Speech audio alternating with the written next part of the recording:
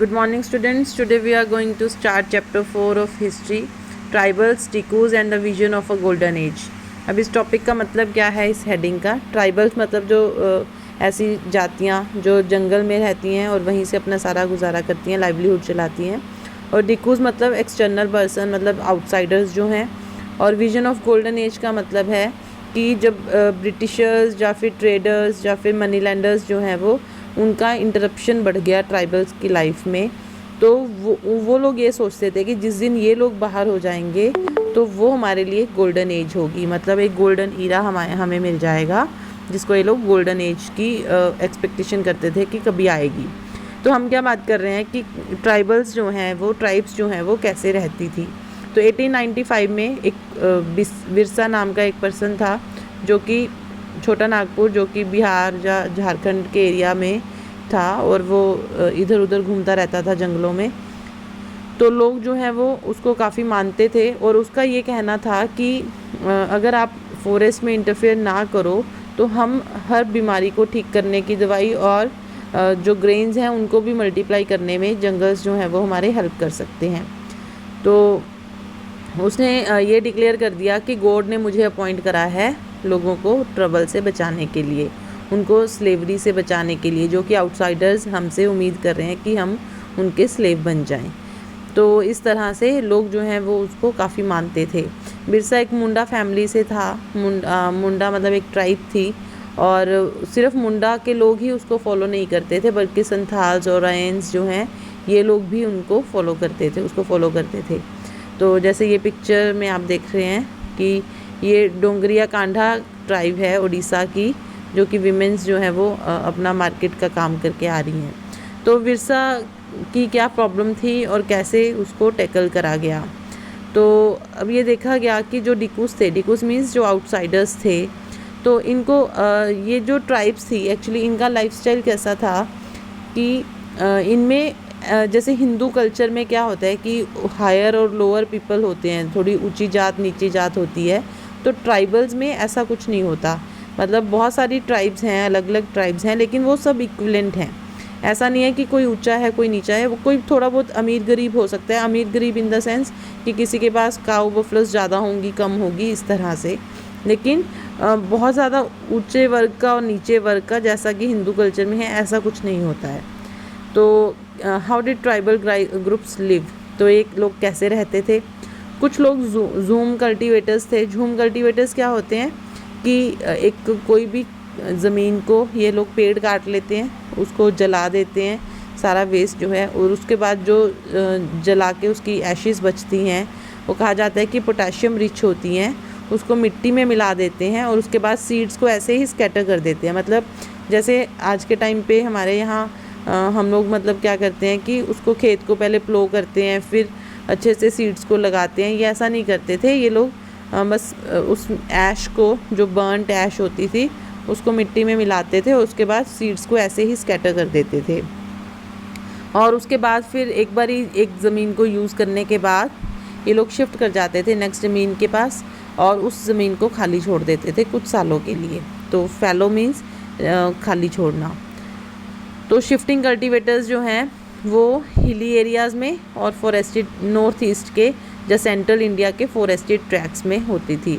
North east means मतलब central India, जैसे MP Jharkhand का एरिया है ये आ गया, और नॉर्थ ईस्ट का मतलब है कि जैसे ये असम, इन स्टेट्स में तो अभी भी हैं ये, मतलब जूम कल्टीवेशन भी हो रही है और ट्राइब्स भी बहुत ज़्यादा हैं इनमें, नागालैंड, असम, इन वाली स्टेट्स में, ईस्टर्न स्टेट्स में। तो इसके लिए मतलब शिफ्टिंग कल्टीवेशन जो है इनका यही सोर्स ऑफ लाइवलीहुड था, इसी से इनकी ज़िंदगी चलती थी। तो कुछ जो हैं वो हंटर्स होते थे, गैदरर्स होते थे। हंटर्स मतलब जानवरों को मार के उनका शिकार करते थे। गैदरर्स मतलब जैसे लकड़ियाँ काट के इकट्ठी करके ले आते थे, जो भी फॉरेस्ट प्रोड्यूस होता था उनको ये लोग इकट्ठा करके ले आते थे। उसके बाद ये साल, महुआ, ये कुछ सीड्स हैं जो लोग ये लोग यूज़ करते थे। मेडिसिनल पर्पस भी होता था, कुकिंग पर्पस भी होता था। जैसे प्लाश फ्लावर्स हैं, होली पे जो कलर्स बनते हैं तो ये प्लाश के फूलों से बनते हैं। तो ये सब कुछ जो है मतलब मोस्टली तो इनकी ज़िंदगी जो है फॉरेस्ट आउटपुट से ही चल जाती थी।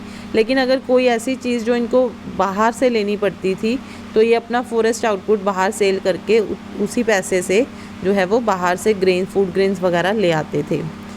तो इस तरह से जो है ट्राइबल्स की लाइफ जो है वो चलती थी। लेकिन कुछ ये लोगों को मतलब इनको ये लगता था कि अगर हाँ मतलब फॉरेस्ट आउटपुट से ही इनकी लाइफ चल रही है तो ठीक है, अदरवाइज़ ये लोग कुछ बाहर काम कर लेते थे, मींस एज अ लेबरर कुछ भी काम कर लिया और वहाँ से जो पैसा मिला उस पैसे से जो है वो कोई भी दूसरी चीज़ ले आए। तो बाइगाज एक ऐसी ट्राइब थी सेंट्रल इंडिया की, मतलब एमपी की, यहाँ पे आप देख सकते हैं मैप में। तो ये बाइगाज जो हैं ये थोड़े से अलग थे दूसरी ट्राइब से, क्योंकि ये मानते थे कि किसी के यहाँ काम करना मतलब हमारे लिए अच्छा नहीं है, हमारी डिग्निटी के अगेंस्ट है। मतलब हम एज अ लेबरर किसी के लिए काम नहीं करेंगे, हम सिर्फ अपना ही काम करेंगे। तो ये लोग किसी के यहाँ काम नहीं करते थे। तो उसके बाद आता है सम हर्डेड एनिमल्स। कुछ ट्राइब्स जो हैं वो एनिमल्स रियरिंग करती हैं, जैसे कुछ एग्जांपल्स देख लेते हैं। वन गुजर्स हैं, पंजाब के हैं, उत्तराखंड में भी हैं वन गुजर्स, और लबादीज़ हैं आंध्र प्रदेश के, ये कैटल हर्डर्स हैं। और गड्डीज़ हैं कुल्लू में, जो कि शेफर्ड्स हैं, मतलब भेड़ बकरियां चराते हैं ये। बकरवाल्स हैं कश्मीर के, जो कि गोट को रियरिंग करते हैं। तो इस तरह से जो है वो डिफरेंट ट्राइब्स जो हैं वो डिफरेंट काम करती हैं। तो ये जो है ये पेज ज़्यादा इम्पॉर्टेंट नहीं है, बस आप इसमें ये देख लीजिए कि एक विमेन है जो ट्राइब की, वो लकड़ी लेके जा रही है। तो संथल गर्ल है ये, मतलब संथली बिहार की एक ट्राइब है, तो वहाँ की है। सम टुक टू सेटल्ड कल्टीवेशन। तो अब कुछ लोग तो जो थे, कुछ ट्राइब्स जो थी वो सेटल्ड थी। सेटल्ड मीन्स अब देखो कुछ ट्राइब्स तो शिफ्टिंग कल्टीवेशन करते थे, मतलब इधर से उधर जाते थे, लेकिन कुछ जो है वो अपने ही एरियाज़ में सेटल्ड थे।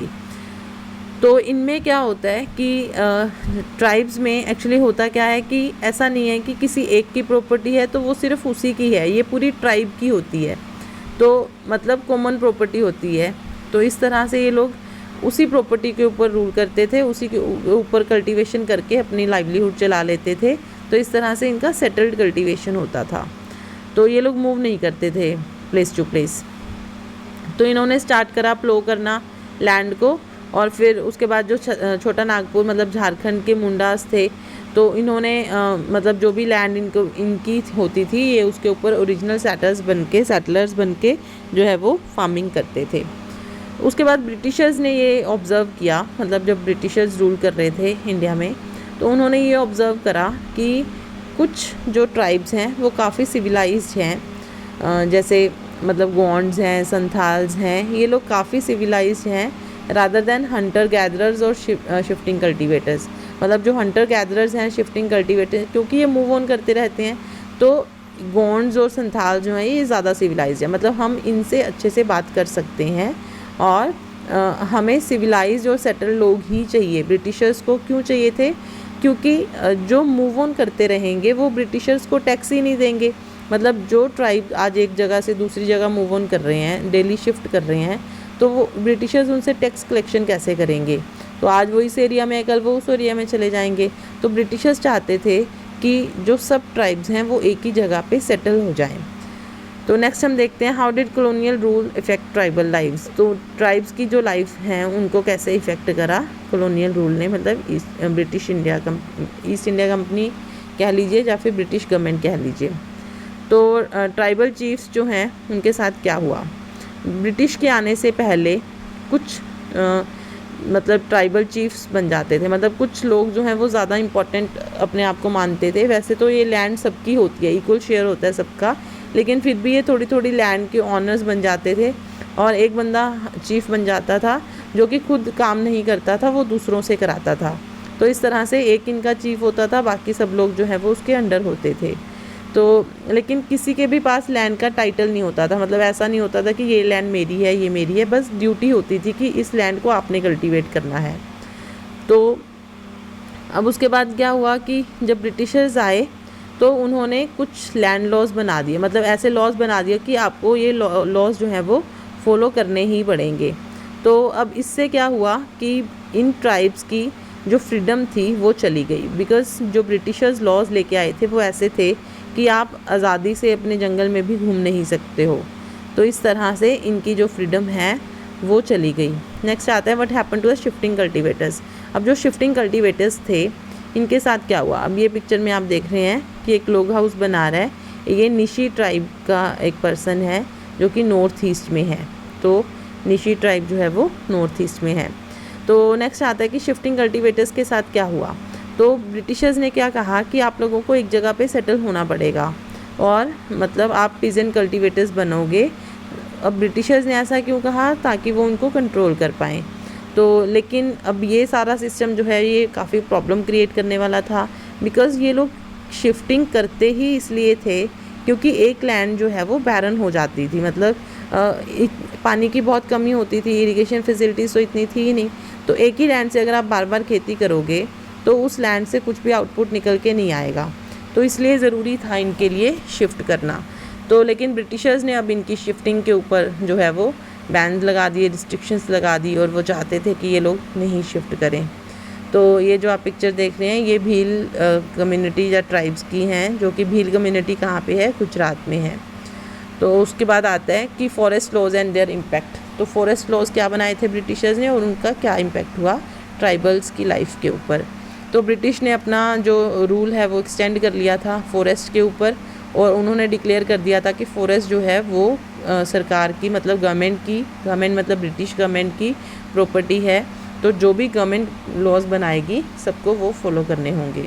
तो उन्होंने फॉरेस्ट लॉज बना दिया। फॉरेस्ट लॉज में क्या था कि झूम कल्टीवेशन नहीं करनी है, कोई भी फ्रूट कलेक्ट करने नहीं जाएगा, कोई एनिमल्स को नहीं मारेगा। तो इस तरह से बहुत सारे ऐसे लॉज बना दिए जो इनके लिए अनफेवरेबल थे।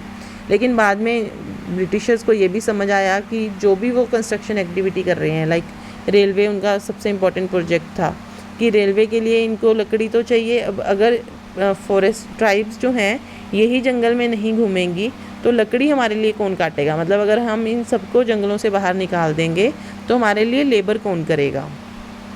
तो फिर ब्रिटिशर्स ने क्या करा, फोर्सफुली बहुत सारे लोगों को जंगल में ही रखना शुरू कर दिया।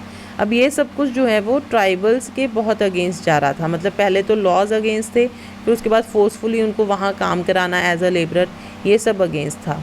तो अब इससे क्या हो गया कि जो ट्राइब्स थी ये थोड़ा रिबेलियस हो गई। मतलब इन लोगों को नहीं पसंद आ रही थी ब्रिटिशर्स की जो ये पॉलिसी है।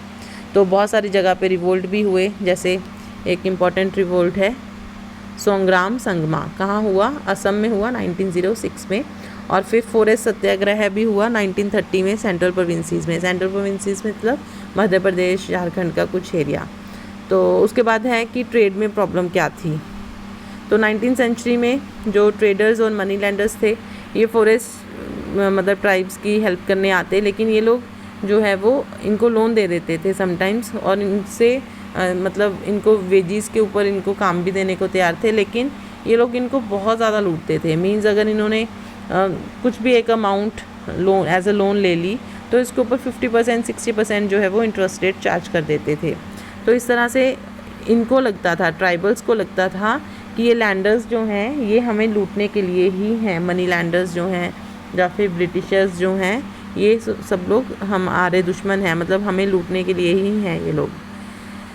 तो उसके बाद तो इंडिया की तो बहुत बड़ी मार्केट थी, कई चीज़ों में बहुत ज़्यादा एक्सपोर्ट होते थे। The fine quality of Indian silk was highly valued and export from India increase rapidly. तो इंडिया से जो एक्सपोर्ट हो रहा था सिल्क का वो बहुत ज़्यादा हाई वैल्यूड था और बहुत ज़्यादा बढ़ भी रहा था। तो अब ईस्ट इंडिया कंपनी चाह रही थी कि सिल्क प्रोडक्शन बढ़ जाए, ठीक है। तो इस तरह से वो जैसा उनको रिक्वायरमेंट होती थी वो वैसा ही इनके लिए रूल इम्प्लीमेंट कर देते थे, जो कि इन ट्राइब्स के लिए कंफर्टेबल नहीं होते थे। हज़ारीबाग जो कि आज के टाइम पे झारखंड में है, तो ये एक एरिया था जहाँ पे संथल्स जो हैं वो कुकून की रियरिंग करते थे। मतलब सिल्क अगर आपको पता हो तो सिल्क वॉर्म से बनेगा, ठीक है। सिल्क की कोई खेती तो होती ही नहीं है, तो ये कुकून्स की रियरिंग करते थे। तो ट्रेडर्स जो हैं वो सिल्क सेंड करते थे, लेकिन वो इनसे बहुत ही सस्ते रेट पे जो है वो ख़रीद लेते थे, और आगे जो है वो बहुत महंगा बिकता था। मींस 5 to 6 टाइम्स जो है वो महंगा बिकता था। तो इन लोगों को बहुत बुरा लगता था कि हमसे बहुत ही कम रेट में ये लोग चीज़ें जो है वो ले लेते हैं और ख़ुद के लिए बहुत हैवी अमाउंट जो है वो ये प्रॉफिट अर्न करते हैं। तो उसके बाद कोल माइंस के साथ भी ऐसा ही होता था। अब कोल माइंस मतलब आपको जंगल क्लियर करके नीचे से कोयला जो है वो निकालना पड़ेगा। अब उसके लिए क्या था, मतलब आपको जंगल काटना पड़ेगा। जंगल मीन्स ट्राइबल्स का होम आपको पहले ख़राब करना होगा, तो ये भी एक बहुत बड़ी प्रॉब्लम थी। तो लेकिन जो लोग थे एज अ लेबरर जो है वो कोल माइंस में भी काम करते थे। झारखंड में बहुत सारी कोल माइंस हैं, असम में टी प्लांटेशन के लिए लेबर करते थे। तो इस तरह से जो है वो सब काम इनका चल रहा था। ठीक है, तो इतना ही है, नेक्स्ट पार्ट में करेंगे बाकी ये chapter finish. Okay, I hope आप सबको समझ आया होगा। Have a nice day, bye.